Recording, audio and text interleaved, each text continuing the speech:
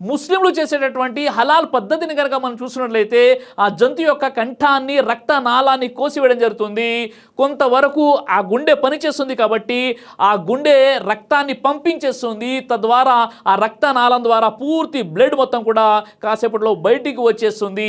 ఆ బ్లడ్లోనే సూక్ష్మ జీవులు ఏవైతే ఉంటాయో అవి బయటికి వెళ్ళిపోతాయి. కాబట్టి ఆ మాంసం హలాల్ చేసినటువంటి మాంసం చాలా రుచిగా ఉంటుంది. అందులో ఎలాంటి బ్యాక్టీరియా కూడా ఉండదు.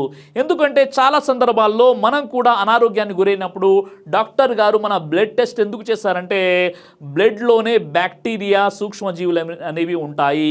ఒకవేళ మీరు కనుక జట్కా పద్ధతి ద్వారా ఆ యొక్క జంతువుని ఒకే దెబ్బతో తన మెడని కట్ చేసినట్లయితే మెదడుకు వెళ్ళే నరాలు తెగిపోయి గుండె కొట్టుకోవడం వెంటనే ఆగిపోతుంది. తద్వారా గుండె ఆ బ్లడ్ ని పంపింగ్ చేయదు కాబట్టి ఆ రక్తం ఆ జంతువు శరీరంలోనే ఇంకిపోతుంది.